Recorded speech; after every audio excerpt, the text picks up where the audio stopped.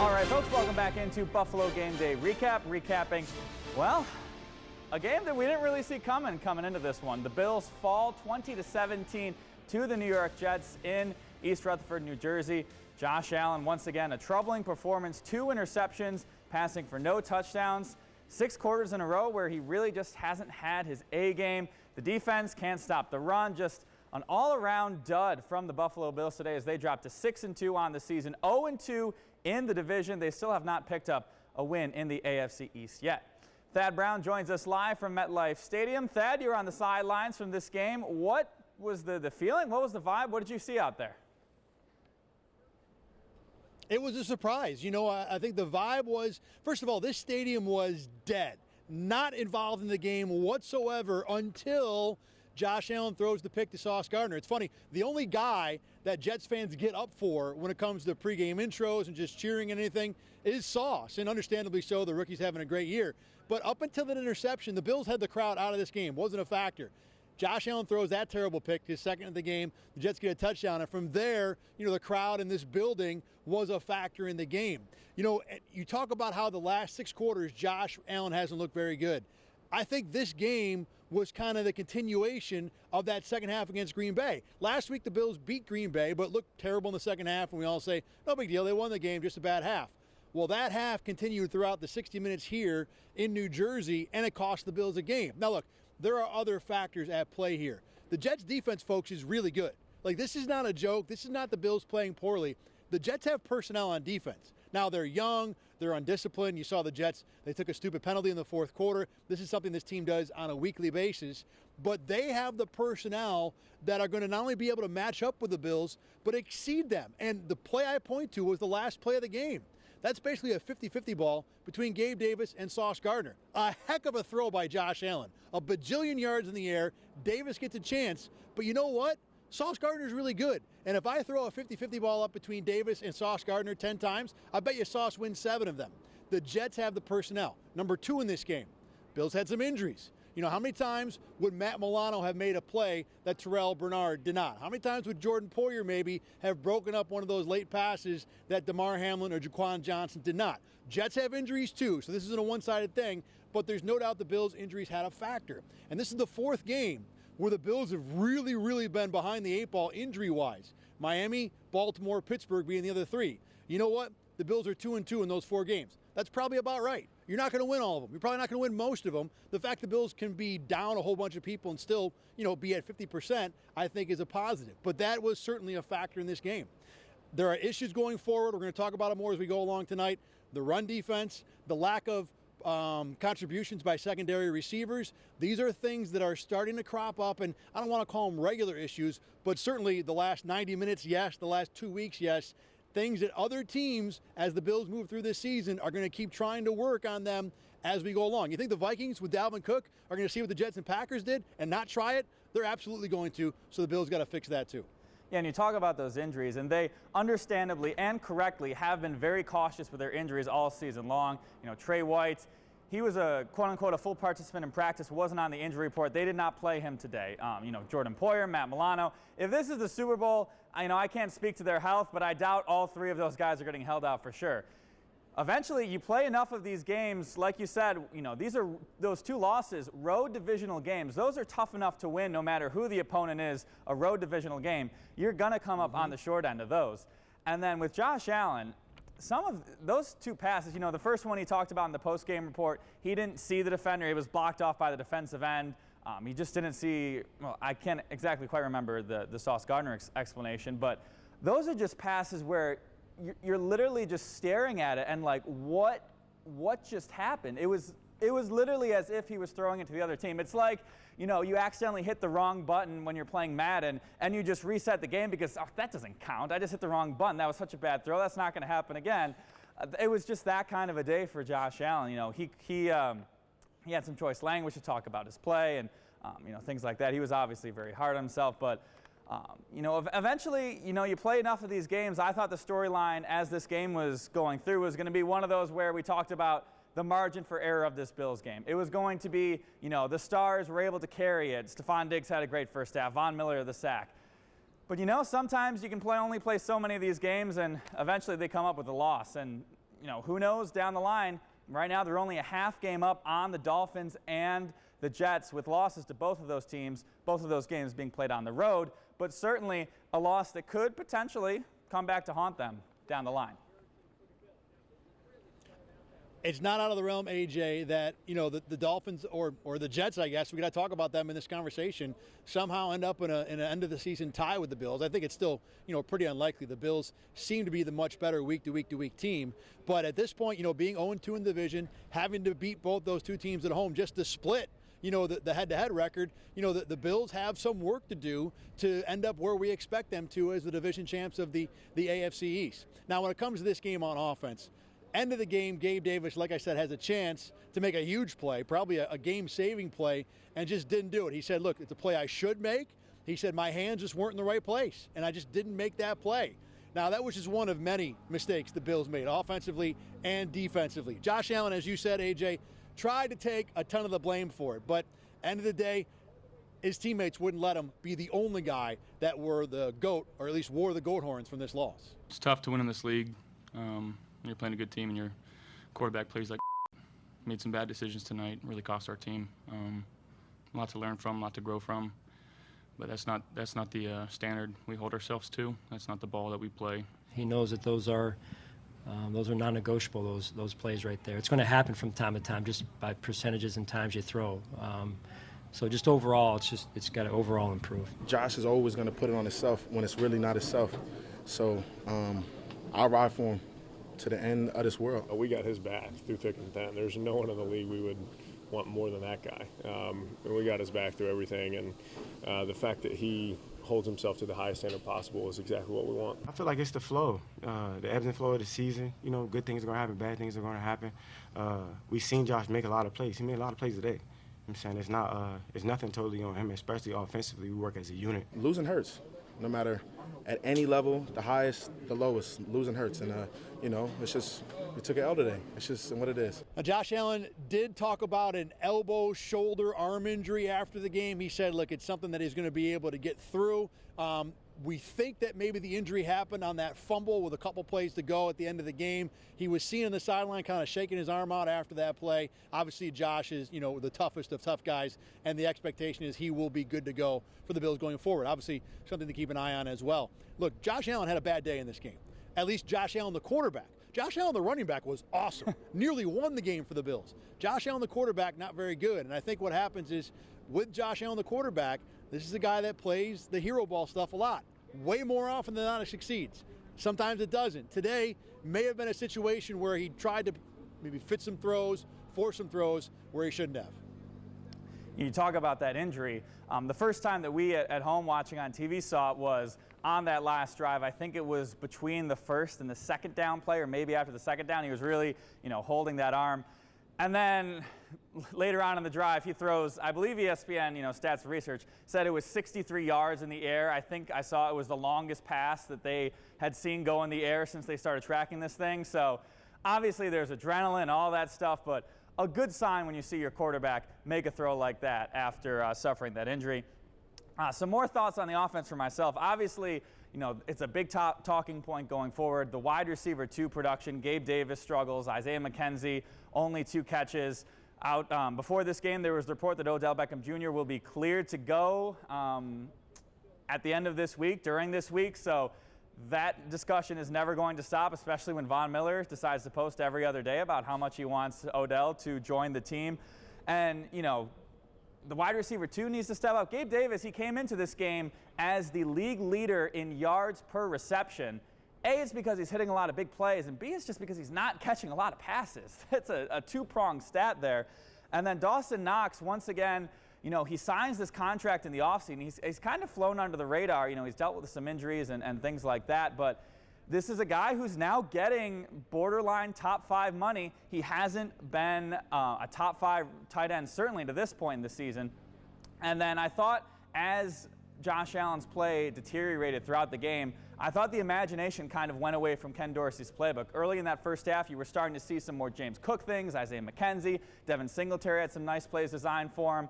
And I think it might have gotten a little simplified, or maybe they're just trying to get him back into a rhythm. But I liked the imagination early in that first half when things were, Ken Dorsey started to play with his toys. We were wondering when Nyheim Hines was going to get involved. He really didn't. But that was just another thought for myself as, them trying to right the ship a little bit more in that second half. I think with Nyheim Hines, it's probably a little early for him to be heavily involved. He talked about it last week that the offense kind of sounded like Chinese to him at first. So I think it's going to be a while before Hines gets really up to speed. With Dawson Knox, this is a guy last year that had his breakout, and I use finger quotes because a lot of that breakout is touchdown dependent. And when Dawson Knox doesn't catch touchdowns, even last year, he really wasn't that much of a factor, and I think that's continued into this season. Let's flip over to the other side of the ball now with the defense. And second week in a row, the Bills' defense gives up over 100 yards on the ground. Previous 6 games before that, they had only had that happen one time. So LaFleur brothers have each done it once the last 2 weeks. No one else except for one other team, Baltimore, were able to rush for 100 yards on the Bills. The guys said afterward they weren't surprised. I believe it's Mike LaFleur. No, Mike LaFleur runs the Jets. Matt LaFleur is the head coach of the Packers. It doesn't really matter. They're brothers. What Matt LaFleur did last week with Green Bay is something the Bills expected Mike LaFleur to copy. And they said that's exactly what happened. It's not something that they need to worry about. They all say that even though the scheme has caused them a problem, the fix is not what other teams are doing to them. It's what they need to do for themselves. They ran the ball us and they had success. I really don't know why. I really don't know why we couldn't bottle it up. We've been, but we've been playing the run really, really well up until, last week. Hard to tell what it is right now, but obviously they had success, so we just got to improve on it, man. We got to look ourselves in the mirror, be honest with each other, and just get back to the drawing board. We just got to do a better job on our side of the ball of being more gap sound and being more fundamental strong. So it's kind of just back to the drawing board and, go back there, watch the film tomorrow and see what we can fix. That's something we have to seriously look at. That's where the game starts up front and then run defense. You can't allow a team to run the ball on you like that. So give credit to them. It's life in the NFL. Things don't always go your way, but it's about staying together as a team and making sure that we're not pointing the finger at one another and, just accepting it. That's just really what it is, accepting it and understand what we got to do and come to practice with a mission on our mind. I do like Von Miller's honesty there when he says, look, I don't really know what happened. They just started running the ball on us. I know that from the Jets' point of view, they've talked about run game success as being something that you have to stay with, and that eventually if you keep banging a running back and an O-line, keep pounding and pounding and pounding, eventually it'll bust through. That's what it looked like here. And I think, when you play defense, I don't care who you are, how good you are, what team you're going against, if you allow another offense to keep running the ball all day long, yeah, eventually it's going to bust. And by the Bills not being able to put the Jets away, by not being able to force Zach Wilson to be the primary mode of moving the ball down the field, I think that's where the Bills ran into trouble, not primarily, but part of it at least, stopping the run. They allowed the Jets to hang around, to be comfortable, to run the ball, and finally at the end of the game, they were able to hit a few. Now look, this is a decent Jets offensive line. They've been okay running the ball, so give some credit to that side. But this is something that has been an off and on issue for the Bills. Obviously going back to 2020, it felt like this year the first 6 games that have been put away. Maybe Matt Milano simply not being on the field was a big part of why that happened. But Milano played last week, and the Packers had no trouble running the ball. Obviously, a little bit of a weird game where they were down and running it, but a lot of those Packers yards were early when the game was still in doubt. So this is an issue the Bills have to correct. Is it a panic button warning sign of long-term issues? I don't think so, at least not yet. Yeah, and you talk about the run defense allowing the Jets to play the type of game they want to play, running the ball, not making Zach Wilson do a lot of things. I think that obviously really hurt the Bills a lot because Zach Wilson is a quarterback, and I've referenced this stat all throughout my betting column this season long. Zach Wilson has just been atrocious when it comes to against pressure. Coming into this game, he had a 7.1 passer rating against pressure. Obviously, all quarterbacks are going to be worse against pressure for the most part. He was the worst in the league by a substantial margin. And when Greg Rousseau, he was questionable in the second half. I don't think I saw him play in the second half, if I'm not mistaken. Von Miller got 1 sack. Damar Hamlin got another. They only got 3 quarterback hits in this entire game. Obviously, they didn't pass a ton, so they didn't have a ton of chances, but the sustained pressure was not there, making Zach Wilson do a lot of things. You didn't see the guys like AJ Epinesa. You didn't see Shaq Lawson really contribute. You talk about on the offensive side of the ball, Diggs being the only guy on the receiver side stepping up, you can say the same thing on the D-line, where it was just Von Miller really impacting in a way that you would like to see them, make Zach Wilson look like a young, inexperienced quarterback and have to do some things with this Bills secondary. Yeah, the Jets' interior offensive line, they went out and got a big-name free agent in Laken Tomlinson. So at one guard, they actually have a name, a guy who's supposed to be pretty good. He is one of the top pass protectors this year. Because you think about where the Bills are getting the pressure from, if it's not Von Miller on the edge, it's only been Greg Rousseau. So if Rousseau is not available, which it seemed like he wasn't, then you're left with Daquan Jones, Ed Oliver, and Jordan Phillips. They were quiet in this game. Perhaps the Jets just blocked him. We'll have to go back to the film and see. But you're right, though. The fact that the Bills' D-line not only got run over late in this game, but also really wasn't that much a factor in the passing game is a big reason why the Jets won. I think we all walked into this game thinking, well, the Jets might be able to run a little bit, but Zach Wilson's going to be running for his life every time he throws it. Another thing the Bills talked about with that is they really thought the Jets did a good job with quick throws. You saw a lot of that with Zach Wilson. I mean, the majority of his throws were quick slants to Garrett Wilson or RPOs, run-pass options, where Wilson's catching the ball 5-7 yards down the field. They didn't make Zach Wilson have to 5- and 7-step drop and have to sit in the pocket for a long time letting passes and patterns develop. They got the ball out quickly, and it kind of stunted whatever advantage the Bills might have had on that defensive line. AJ, back to you for some final thoughts. Yeah, and we talk about the defense and the injuries before, and these are not small injuries, and these are not injuries that aren't going to come back later in the season. You've got Trey White, you've got Jordan Poyer, and you've got Matt Milano, three guys who all we assume will be coming back fairly soon, all three all-pros or near all-pro level. So help is coming for this Bills defense. Terrell Bernard, he's not going to get many more chances maybe like he did today. You'd have liked to see him step up. I'm sure he would have liked to see himself step up to get some more opportunities, things like that. But yeah, going forward for the Bills, like we mentioned, the margin for there's still a big margin for error. Long and short of it, this is still a Super Bowl favorite. This is still a team that most likely will win the division. But the wiggle room is getting a little bit smaller, where one or two or more of these weird things happen, and now you're talking into division races. You're talking into races for the 1 seed, things like that. So it's by all means not sound the panic alarms yet.